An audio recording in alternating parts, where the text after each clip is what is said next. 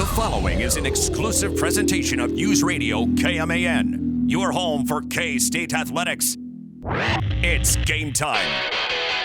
This is The Game on News Radio KMAN.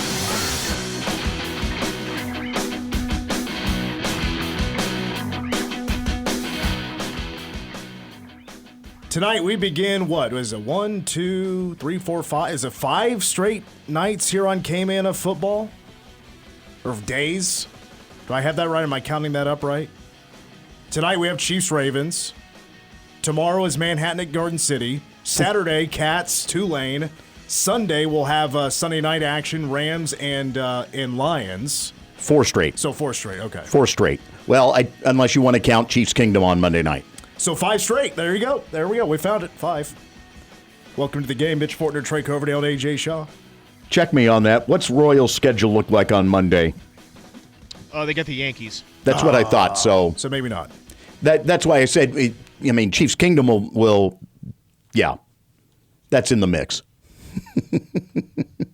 Yeah, depending on what they do tonight. They may lay an egg and not do anything well, good. And it's like, well, why, Paul laid the schedule on my desk. I'll give it a better look here in a minute. We got to. Sorry. Go ahead. For some reason, I just don't think the Chiefs can win tonight. I don't know why. I think they're going to go out there and they're going to have a rough game. It's like the Buffalo Bills. Yeah. When they would play in the regular season, the Buffalo Bills typically won, and then Kansas City would win in the playoffs. Yeah. Although Patrick Mahomes has had the Ravens' number. He's had Lamar Jackson's number. But then Derrick Henry has had the Chiefs' number over the last 6 or 7 years. Yeah, he has. So who knows? Yeah. It's going to be a good game tonight, I think. Well, it is a phenomenal season opener. That I will agree with. Because not only do you have 2 great offenses, you have 2 what should be phenomenal defenses. Yes. Sure. This is going to be a battle. And every team's going to be gunning at the Chiefs, too, because this is a Kansas City team that I know Mitch mentioned yesterday on the show. Well, they're not really talking about it. They want that three-peat. They may not say it, but they want it. Well, I asked the question. I was like, how obsessed is this team with getting the three-peat? And he says they don't talk about it. I was like, dude, they don't? I feel like they do, or at least they imply. If they don't, they definitely want that three-peat. No football player doesn't want to go for 3 in a row. I mean, that'd be the first time ever in the Super Bowl era and the first time in the NFL for championships since the Packers from 65 to 67. So what dates exactly? 65 to 67. Because they won the NFL title in 65. I meant like the exact calendar dates. You want the exact calendar dates. I was just seeing if you had it. Don't worry about it. I don't really want to do it right now, but I know the dates. Monday night will be Yankees on air at 5:30. We'll tape delay Chiefs Kingdom for 10 o'clock. What exact day was Super Bowl IV on? January 11th, 1970, I think. Jeez. Say that again for me real quick one more time. January 11th, 1970. That is exactly correct. Yeah. He knows his dates. We got a very busy show. We have 6 interviews. 6. Mm-hmm. Had a lot to squeeze in this week because it is the opening week for high school football. We've had, throughout the morning show, many versions of interviews of what we called the Manhattan Record High School Football Preview Show. We're trying to get some full interviews in for our local schools. Today, in this first hour, is Rock Creek and Wamego. That'll be later on in the hour. And in hour 2, we'll preview Manhattan High, who play tomorrow at Garden City with head coach Joe Schartz. Also, tomorrow morning, have a conversation that I had with John Bretz with Kansas Pregame Magazine. We'll talk about the magazine and talk about some of the area high school football tomorrow morning on the show. Curry Sexton will join us at 5:10. We'll preview the Tulane Green Wave with Tulane beat writer Gary Smith. Coming up at 5:25, we'll do Mitch in Vegas here in hour number 1. I want to lead off by hearing from the K-State coordinators who speak to the media during the season every Thursday. You can imagine, Joe Klanderman was pretty much a happy camper about his defense in game number 1. Here is Coach Klanderman. Kind of what we thought. I think it was a good situation, and we had some veteran guys, and I really felt like our stars played like stars. The guys that you would expect that would play well, played well. Brendan Mott, Des Purnell, Marquise Siegel, Jacob Parrish. I could name others, and then the guys that were new, that we knew were going to have wide eyes, had wide eyes, I think, and we made some mistakes early. I think as the game went on, they got a little more comfortable, and hopefully that's going to be a trend that continues. They just keep getting better and better because we're going to need those guys to get better and better. I was thinking about this in the office today. Like, who would I rank as like the top individual performers in Week 1 for this K-State defense? That if it wasn't for Toby Elston-Sami, if he didn't get that second and a half sack in the game that resulted in a 45-yard play for UT Martin, K-State probably holds UT Martin to 80 yards in that game. Now, luckily, UT Martin had another deep throw that was dropped, so there was one break that K-State caught in the game. But it was a dominant performance all around. I'd probably put Desmond Purnell number 1. Number 2 would be Toby Elston-Sami. 3, give me Damian Ilaleo. 4, there's like 8 or 10 guys that probably fall into number 4. Yeah. I mean, it was that dominating of an effort that night. I mean, Brandon Mott should probably go at number 4. Maybe Travis Bates at number 5. I kind of feel like I'm neglecting the secondary, but they just did a great job, and they weren't tested a ton. Let's put it that way. I thought the running game, the guys in the box were tested a little bit more than the guys in the secondary. Here's Coach Klanderman on Toby, because Toby right now is like a third down guy. He's a pass rush, pass down guy. It's a goal in the future to have him as an every down guy. Sometimes he's a little inconsistent with his footwork and stuff in the run game. You bet he can get off the ball and be really disruptive in that stuff. And he is a physical player. He's not, it's not like he can't play the run. It's just that's all new to him, and we've got to keep that in mind. The different things that he sees. Obviously, he's been going against our offense in the spring and in fall camp and all those things. Sometimes you see some run schemes that our offense doesn't do. And so for him to get some game time in those concepts is a big deal for him. He's just going to keep getting better too. Yeah, remember, for Toby, this is the first time in his K-State career, instead of being upright on 2 feet and taking a step towards the gap on the snap, his hand's in the dirt. Mm-hmm. He's coming off the edge. So that is an adjustment. There's new things to learn. Meanwhile, injury update. We know that Austin Moore missed the second half, precautionary reasons. Asa Newsome, backup at Sam linebacker, #MyBoy. He didn't play. There's some good news. Sometimes he's a little inconsistent with. Hang on. Let's try that again. Would you say that Asa Newsome's trending towards being able to play this week? Yeah, he practiced yesterday, so I would expect that he would go. Haven't heard of any setbacks today. How about Austin? Is he feeling better? Yeah, he's much better. That was a little situation last week that was unfortunate. I knew if there was anybody that was going to go, he'd go. He's one of the toughest guys I've been around. So you have it. K-State should be, as far as we know, 100%. 100% is just saying personnel available, top guys, #top guys ready to go, and play this game against Tulane, who's going to be a much better team than UT Martin, especially a game that's on the road. Silly question, but has there been ever a #myman? Not on this show. It's only been #myboy and #myguy. I mean, you could ask the folks in Topeka, but not on this show. Gotcha. Let's see. To the offense, just one clip I wanted to play from Connor Riley, offensive line coach, offensive coordinator, calling the plays. And that's about the passing game. Well, I like that we took advantage of some of the things that they gave us. There's a few things where I think that we had some missed opportunities within the passing game. Where I didn't like it was on some third downs. I thought that there were some third downs that we missed opportunities on.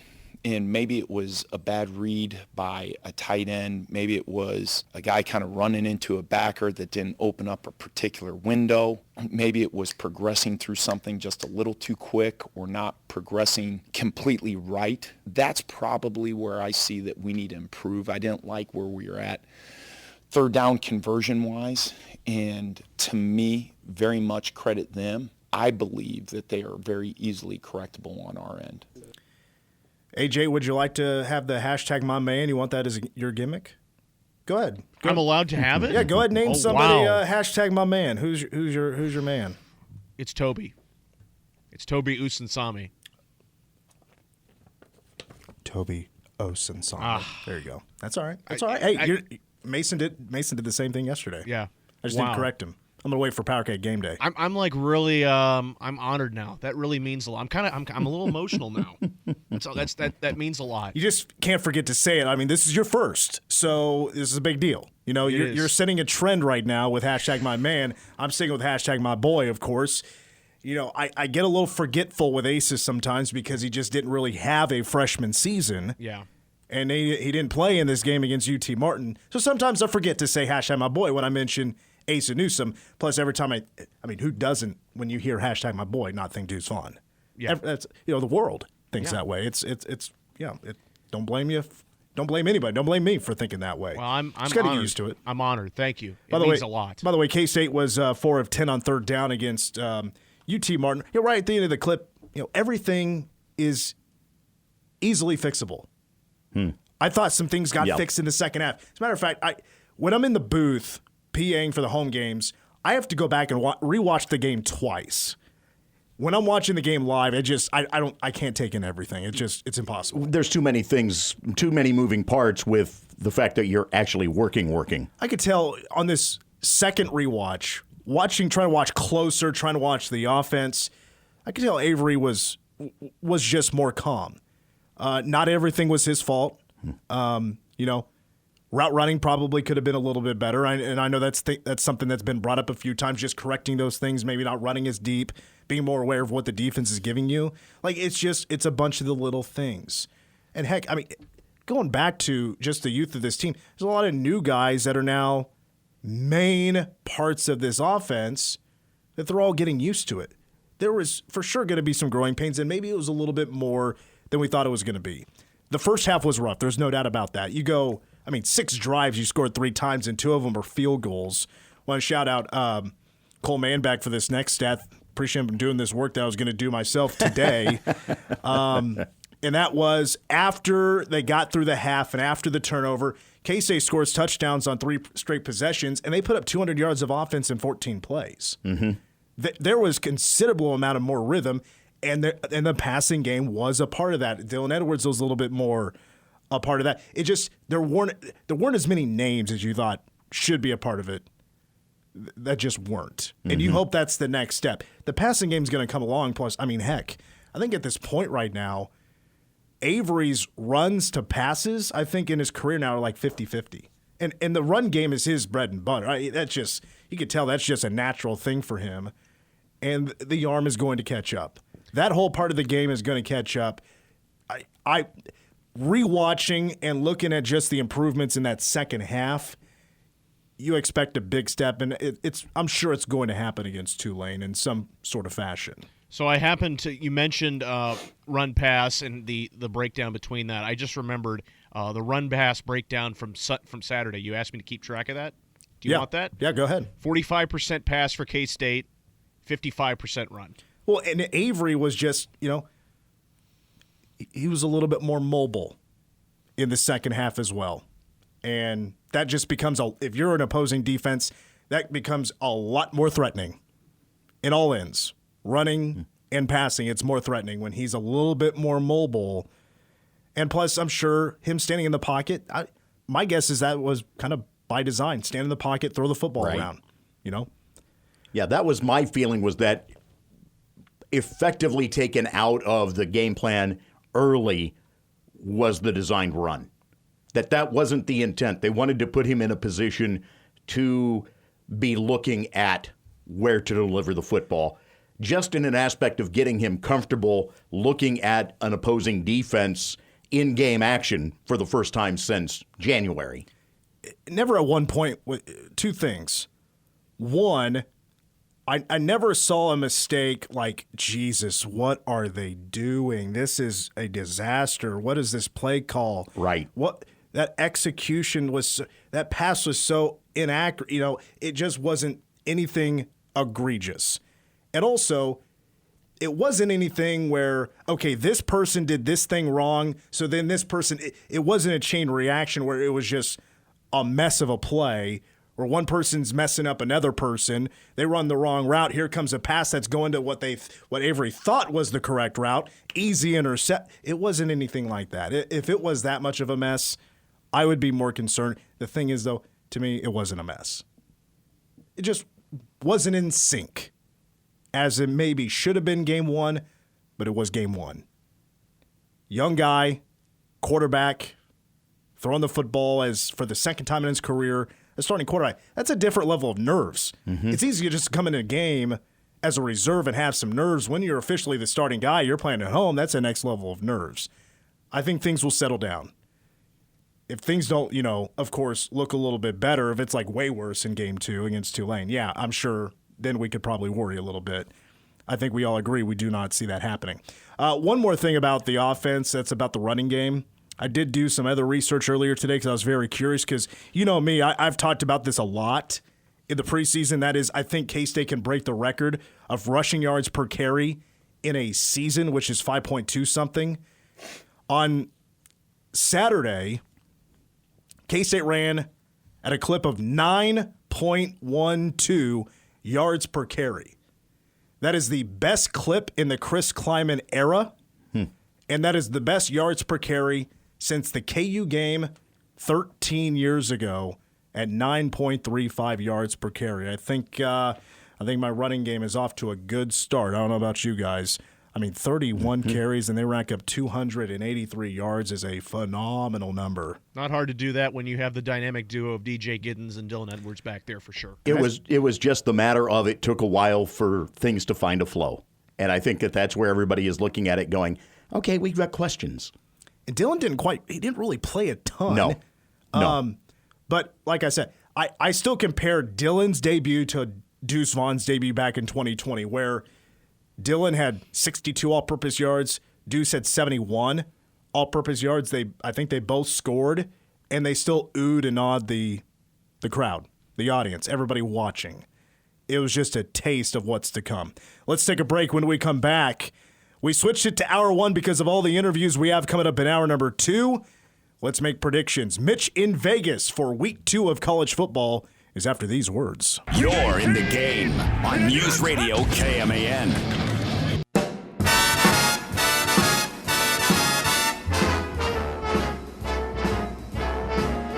How lucky can one guy be?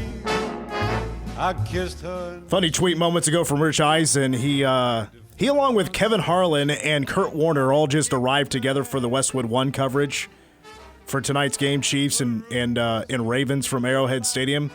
About an hour ago, they arrived at the stadium. And did they have a limo? Nope. Did they have an SUV? Nope. They had a minivan. And did they have a parking pass? Did they get their own special media parking? Nope. They paid for parking. They had a parking pass, had to go through the regular people's line and take a regular people's parking spot. Ooh. But they're there. And that was a lot of fun. You would think with Harlan that they would be able to work that better. Yeah, exactly. Good point.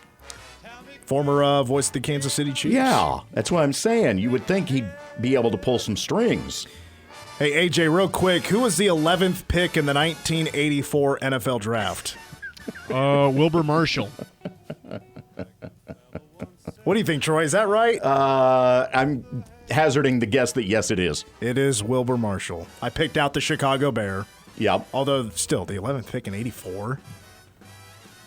That's probably one of the few I'm going to get right from that era. All right, one more. Let's see. Hold on a second. Who was the 14th pick of the 83 NFL Draft? Was it Jim Kelly? It was Jim Kelly. Hall of Fame quarterback. But did not start his career in Buffalo. Started his career with the Houston Gamblers of the USFL. Okay, but who went 13th overall in 83? I've taken it easy on you. Who went 13th in 83? I should know this because the 83 draft's a pretty good draft. I'm going to say Terry Kennard. No, he went 10th to the Giants. It was James Jones. Where'd he go to? Lions. Oh, I wouldn't have known that. Fullback out of the Florida Gators. All right, let's pick some games here, folks. 6 games. I've tweeted them out at Mitch the Fort. Go vote as you represent the people. Right now in the standings, I am in first place at 8-6. I went 3-3 last week. AJ and the People tied for second. They both went 2-4, and they're both 7-7. Troy, Yeah. well, was dead last. He went 1-5, and his record is 3-11. Let me, if I can recall correctly, didn't Troy get off to kind of a slow start last year and then really rebounded near the end of the year? Oh, I got smoking at the end of the year. Yeah. So it's a long season. Because I'm trying to remember, how many games did I win by when it was done? I think at one point I was at double digits. Yeah. I think 7 or 8. Yeah.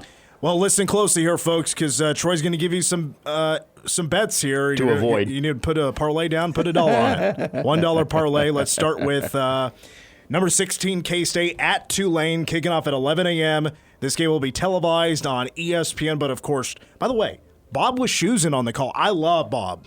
Voice of the Jets. Yes, he is he is currently my favorite college football broadcaster.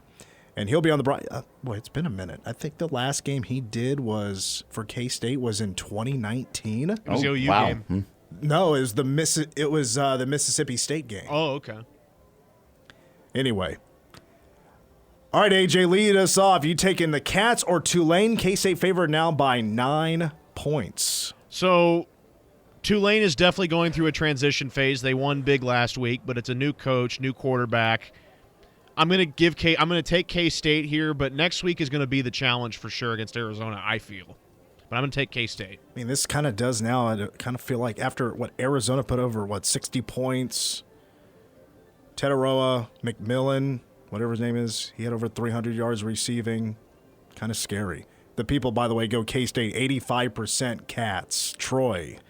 Yeah, I'm on the Cats for that one. That's just too much of a gimme at this point, given that Tulane looks like that they're going to be going through some growing pains this year. Well, yeah, and K-State, I mean, because of K-State's defense, 2 years ago, K-State's defense was good and held Tulane to 17 points. Mm-hmm. This defense now is probably better, and, Tulane's, this is obviously a newer group for John Summerall, first-year head coach, that brought in like 30 transfers. Right. Including having a redshirt freshman quarterback.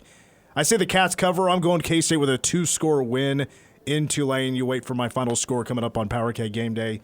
Saturday for a 7 a.m. kickoff for breakfast football. Network takes over at 9, kickoff a few minutes after 11. What's up? He did call the OU game. Yeah, that was in 2019. 2019. Yeah. Oh, so that would have been – no, hold on a second. Am I getting my years mixed up? No, I guess that's right. So, yeah, the OU game would have been the last one. Yeah. Call it with Orlowski. That's right. Yeah. That's right. Me trying to watch it at a restaurant in Breckenridge. How was that? Problematic. To watch a K-State game on on ABC? Because you were in there, no audio.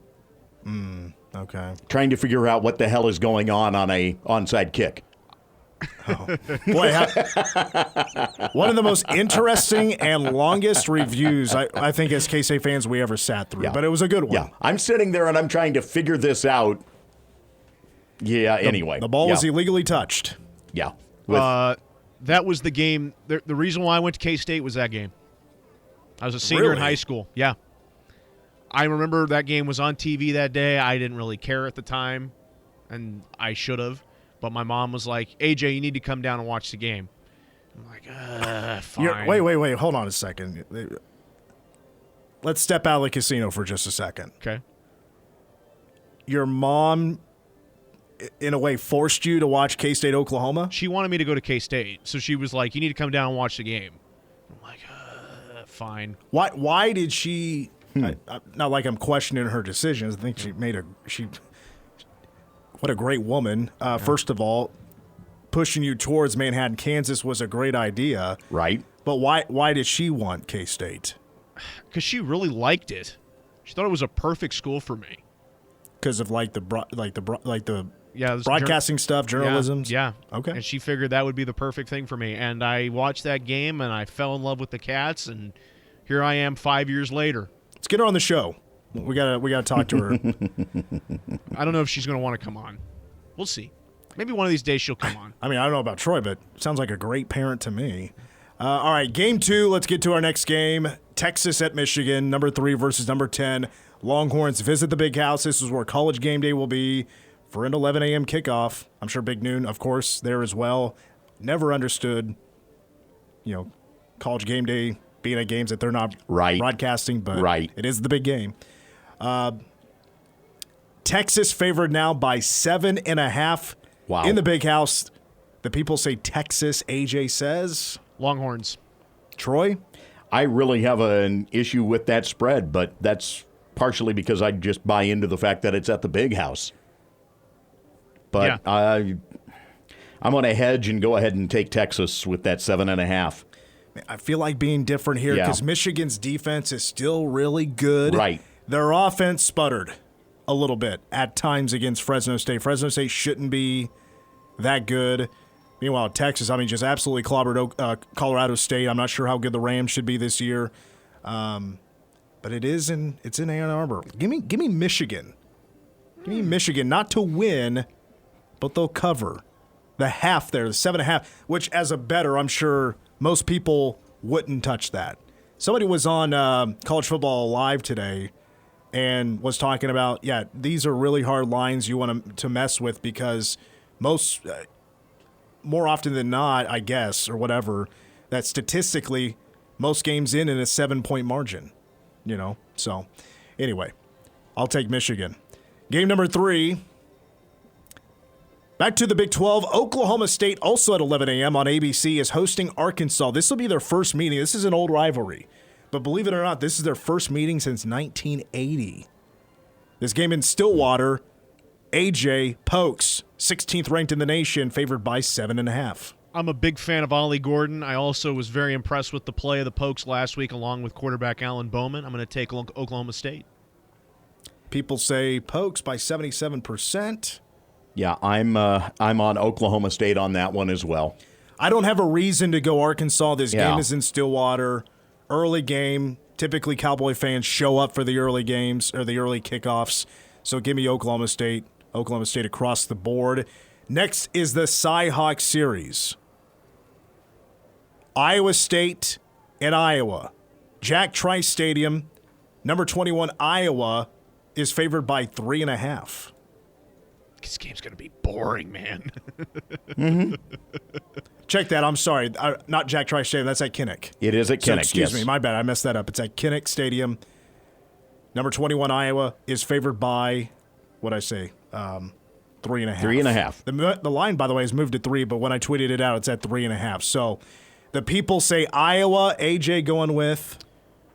I'm going to go with a bit of a wild card pick here. I'm going to take Iowa State. They have to win eventually over Iowa. By the way, the over-under, 35.5. I think you take the under. Oh, I'm taking the under. I think that's too many points. That's a given. I'm taking the under for sure on this. Troy, how you feeling? I'm on Iowa for that 3.5, but definitely way under in that game. See, that Kinnick wave is going to be waving in Iowa State every time they go 3 and out. Pretty much, yeah. Low-scoring game, a small line. Iowa's at home. Give me the Give me the Hawkeyes to win it by more than 3 points. Who's Iowa's punter this year? No idea. Because Torrey Taylor's no longer there, the punt god. All right, next we got 2 games left. Let's go to Champaign. Let's go to Illinois. AJ's going to lead us off here as the Fighting Illini going to host number 19 KU with the Jayhawks on the road, favored by 5.5. I love my mother to death, but I got to go with the Jayhawks. She's an Illinois alum.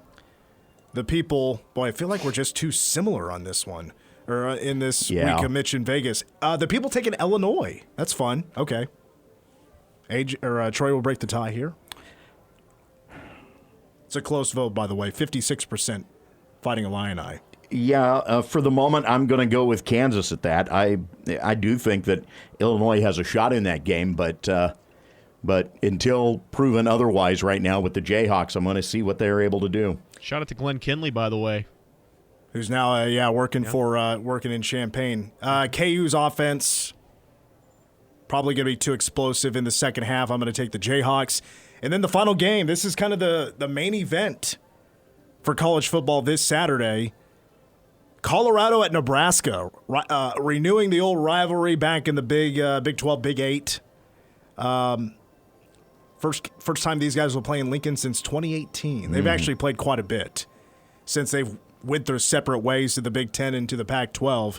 Nebraska at home, AJ, favored by 7. The people will take the Cornhuskers. I'm very intrigued by Nebraska, and especially Dylan Raiola, a.k.a. Patrick Mahomes 2.0. Shout out to our own Peter Rice here at K-Man. I'm taking the Cornhuskers. I'm going to go with the Cornhuskers as well, just because, again, I do not have a feeling on Colorado being able to put everything together in a game this year. I just don't. I don't think that there is any ability to be consistent other than that Travis Hunter will continue to be good. Yeah, that freshman, his name's Raiola. Is that it? Yeah, Raiola? That's how you say his last name, yeah. He made one play like Patrick Mahomes, and everybody's like, oh, that's Patrick Mahomes. Right. That's the Nebraska version of Patrick Yeah. Mahomes. The thing is, Colorado's defense is still not that good. Offensive line looked okay, I thought, against South Dakota State. Colorado's going to have to score some points early, or else it's going to be Nebraska in control, I feel.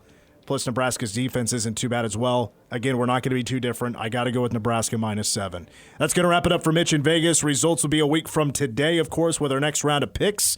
When we come back, Manhattan Wrecker High School Football Preview Show, taking a look at Rock Creek after these words. Your home for K-State sports. Walker's going to run to the bucket, lay it in, and the Cats will win it by 7. K-State comes to Iowa City and stuns number 2 Iowa. This is The Game on News Radio KMAN. Welcome to another edition of the Manhattan Wrecker High School Football Preview Show on News Radio KMAN. We are now back in the NCKL with a brand new NCKL team. That would be the Rock Creek Mustangs. Here's the Mercury's Toby Hummus, previewing the Mustangs with head coach Shane Sieben. Just how's the summer been? How have these first few weeks of practice been? And just what excites you most about the team this year? Both summer and practice have been great so far. Got really good senior leadership. We got 14 kids back. I think that's probably the most exciting thing is we've got kids that got a lot of experience and then playing a lot on Friday nights. It's not going to be their first rodeo. We're not going to have that nervousness. We had a lot of young kids last year. It's the first time out there on Friday night. Through some of those growing pains and got a lot more experience this year, and we've got some really good leadership. What do you feel like? Is that experience kind of going to be your identity this year? What do you feel like is the calling card? Experience is a big part of that, and I think just we're very multiple in what we can do and how we can attack you. We've just got a lot of different weapons. I wouldn't say we have one superstar that we rely upon. A couple years ago, we had Ethan Burgess, who was by far our best receiver, and we had Yancey on defense, and we had a couple kind of primary guys. But this year, it's a situation where we've just got a bunch of guys that can hurt you. We got a running back in Becker, a quarterback in Mac Lee, and starting a lineman Mason Faith that started since day one of his freshman year and has been our best lineman really in all 3 of his years here, and now his 4th.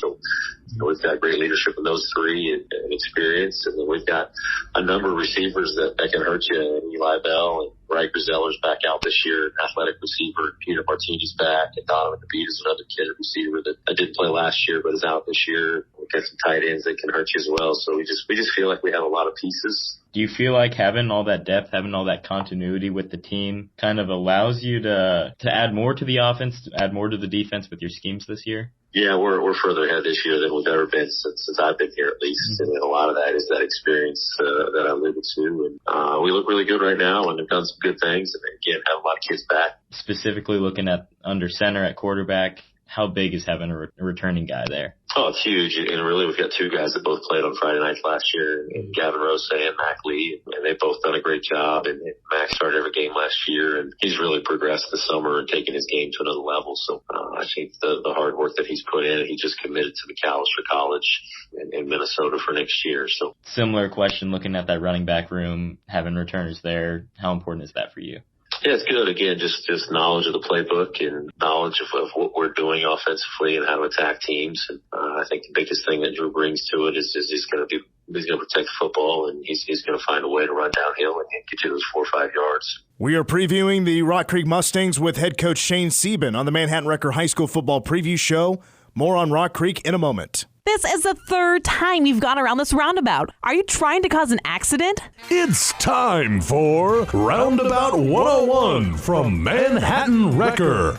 It's not a carousel. Please don't jump on a random car going by. Traffic runs counterclockwise. Haha, you just pictured a clock, didn't you? And for the love of all things mighty, please yield going in, not going out. In all seriousness, if you happen to have a fender bender in the roundabout, be sure to request Manhattan Wrecker. We are back on the Manhattan Wrecker High School Football Preview Show, previewing the Rock Creek Mustangs. Once again, here is the Mercury's Toby Hummus with head coach Shane Sieben. Flipping sides of the ball, looking at the defense, who kind of stands out to you there on the defensive side? I think it starts up front. And Wade Rottinghouse had a good year for us last year at the nose, and he's really worked hard and put on about 25 pounds this summer. And Mason Faith and Corday Kirksey both started at D tackles last year, D ends, and they're both back and have done a great job. And Ezra Spiller, Tristan Meyer, Nick Allen have all played some inside backer. And Ezra was our leading tackler, and he's picked up right where he left off. And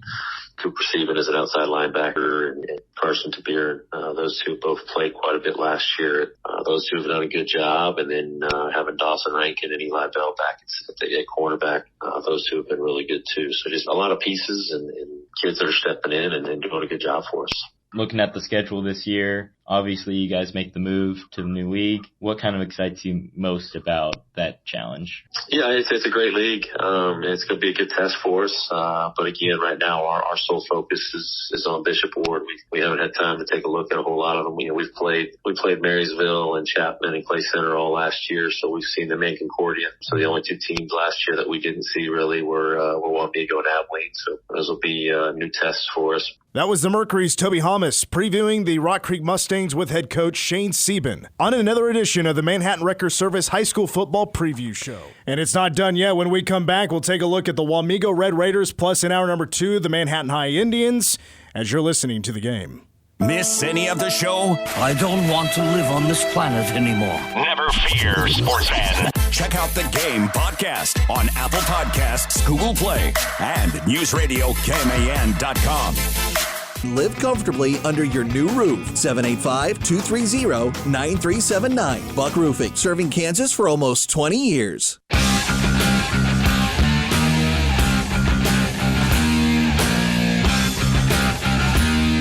This is the Manhattan Wrecker High School Football Preview Show. Now we take a look at the Wamego Red Raiders with head coach Weston Moody. Speaking with Coach Moody from the Manhattan Mercury is Toby Hummus.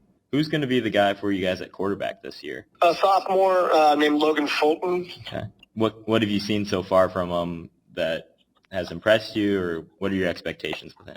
Well, anytime you have a new guy in the system, he obviously was our JV quarterback last year, and he's been playing quarterback for a while, but anytime you got a new guy and a young guy at that, there's always going to be some things that you're learning experiences as he goes along. But I've been really impressed with just how his leadership style, and he's not going to get outworked. He's going to put in the time to learn the system, and he's had a tremendous summer. He's really worked hard to be the guy and gain the guy's trust, and so I feel like he's ready to go. And one of those things, you don't know what you're going to get, but I'm pretty sure. I've seen some great things over the summertime, so I'm not expecting him to have any trouble. Looking around him at the playmakers, who kind of stands out and who's going to lead the way at the position groups, at the skill positions? Tate Warren is a running back right now, and he looked really good. He's put in the time, and we've had some really good running backs the last couple of years, and he's going to be no different. Big kid, big strong kid, fast, great leadership, high motor. Hayden McCarthy moved from line to kind of our tight end type kid, and he's really dynamic, and I think he's going to be a guy that can do some things both in run game and in the pass game. Receiving core, we've got some really good guys. Chase Johnson, senior, Harper Lowell, and Drew Erickson are both guys that played receiver last year and got significant reps. We'll have some other guys like Reed McDiffett and Dominic Falco that are going to step in at the receiver position as well. We had a move in from South Dakota. He's going to be a really good player for us. His name is Jackson Toots. He's a kid that's going to be on the field all over the place. So I feel pretty comfortable about our personnel. It's just a matter of how they fit, how to get them all the ball. What do you feel like is going to be the biggest strength for you guys on offense? We've always been, pretty balanced, and I think we're going to have to do the same. We can't just, it's the way football is, unless you're Andale or somebody that just, that's all you do, and that's what you do, and that's your identity. We've always been hey, what are you going to give us? get into formations and move around our chess pieces around how we think we can best get the ball down the field and score. So I think we're going to have to be balanced as usual and be able to do a lot of things in the pass game and run game. We are previewing the Wamego Red Raiders with head coach Weston Moody. More on Wamego in a moment. This is the third time you've gone around this roundabout. Are you trying to cause an accident? It's time for Roundabout 101 from Manhattan Wrecker. It's not a carousel. Please don't jump on a random car going by. Traffic runs counterclockwise. Haha, you just pictured a clock, didn't you? And for the love of all things mighty, please yield going in, not going out. In all seriousness, if you happen to have a fender bender in the roundabout, be sure to request Manhattan Wrecker. We are back in the Manhattan Wrecker High School Football Preview Show, previewing the Wamego Red Raiders with head coach Weston Moody. Once again, here is Toby Hummus. Who's going to be kind of taking the charge defensively this year for you guys? A couple of returners for us. Casey Hall at corner, Caden Kern at the safety position, Brody Oviatt at the linebacker position, Roman Eveland at the nose. So we have some guys that are returning. Those guys, are faces and names that people know, but we have some guys who are going to step in that have been behind pretty good players, and they're going to get their shot. So I think there's some hungriness there, and people aren't going to know about him, but I think after the season they will.